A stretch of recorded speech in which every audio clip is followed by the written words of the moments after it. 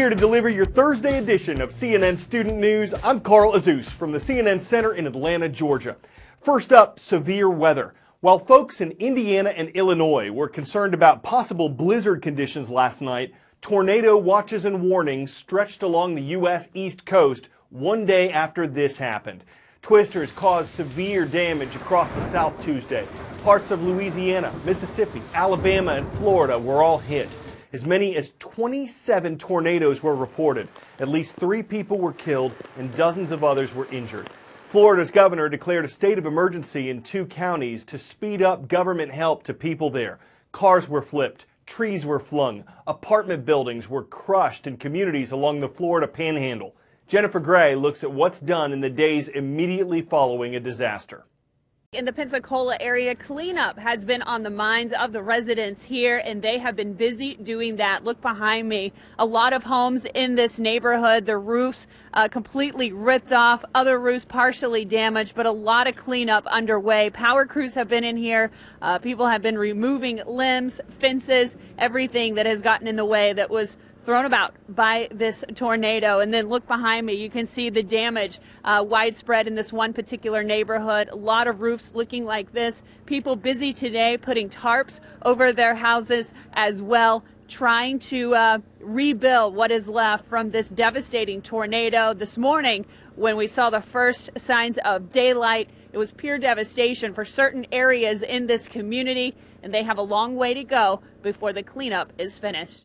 Technically, a tornado is just a violent rotating column of air coming out of the bottom of a thunderstorm. But it takes a lot to get that violently rotating column to come out. All you need for a tornado really to form, though, are thunderstorms and a jet stream. That jet stream's aloft, it makes the energy. If you have moisture at the surface, dry air, cold air pushing that moisture up, you can get a tornado to form in any state. Those days where all the ingredients combined, you get the humidity, you get the dry air, you get the jet stream, you get upper energy in the jet stream, you get winds turning as you go aloft. Those are the ingredients that cause a big tornado day. The greatest threat of a tornado is being hit by something that the tornado is moving. If you're outside or if you're not protected inside, if you get hit by a 140-mile-per-hour 2x4, you're going to be killed. So you need to be inside on the lowest level, somewhere in the middle of the home, away from windows. When you hear the word warning and you hear your county, that's when you need to take cover. When you hear the word watch, that means something might happen today. Let's have a plan. When you hear the word warning, it's too late to make a plan. You need to already have the plan. Warning's the long word. It's the bad one.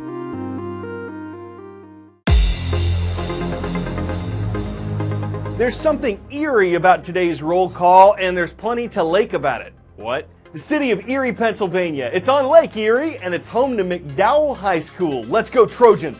On the West Coast, Siuslaw Middle School is in Florence, Oregon, and it's where the Vikings are standing guard. And on the southwest coast of Sweden, we come to the city of Gothenburg. Welcome to all of our viewers in Nya Pavlunskolan. Results are in from the latest event on the U.S. election calendar. The state of Nevada held its Republican presidential caucuses on Tuesday. The winner, businessman Donald Trump. He earned about 46% of the vote. In second was Florida Senator Marco Rubio with almost 24%. In third, Texas Senator Ted Cruz with a little more than 21%. The next contest will be in South Carolina. Its Democratic presidential primary is this Saturday.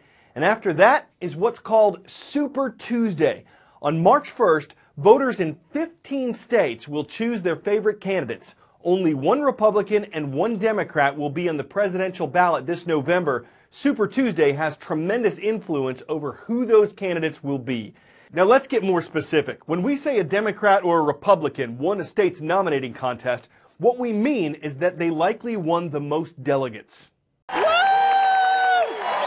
You've seen them wearing funny hats and waving signs at national party conventions. Delegates. Delegate. Delegates. Delegates. Candidates covet them, but what exactly is a delegate? And why are they so important to the US presidential race? They come from all 50 states, Washington, D.C., and every US territory. Bigger, more popular states like California, Texas, Florida, and New York have more of them. For the most part, candidates win delegates through primaries and caucuses. While the rules vary from state to state, generally more votes means more delegates. This summer, thousands of delegates will come together at their national party conventions, where they declare their support for a specific candidate.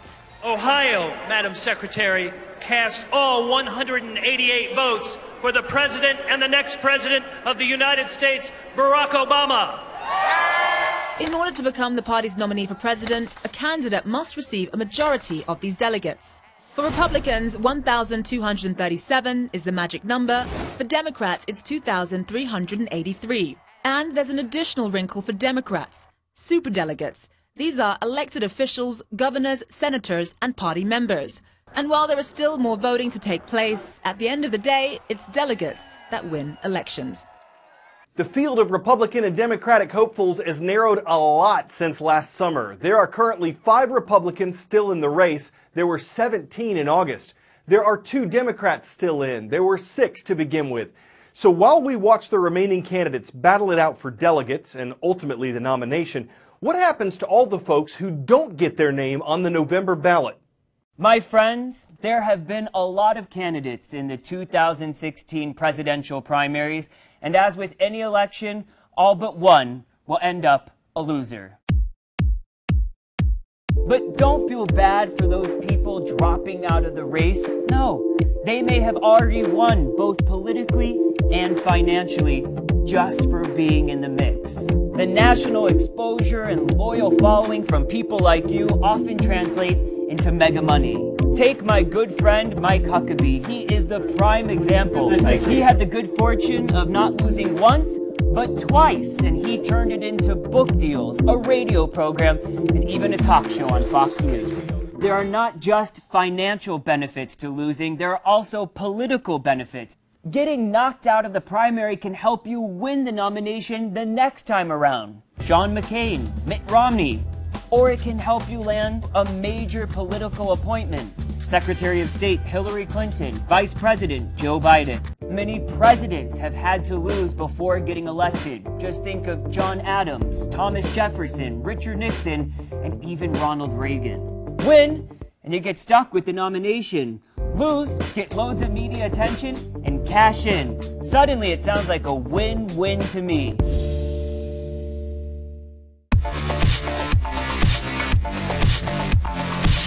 You can tell a lot about people by their hair, and I don't just mean an awesome sense of style.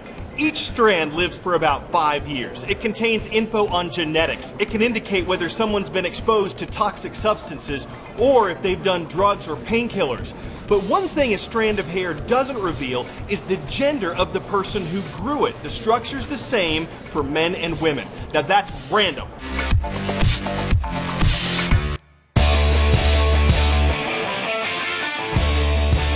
Before we go, let's take a walk.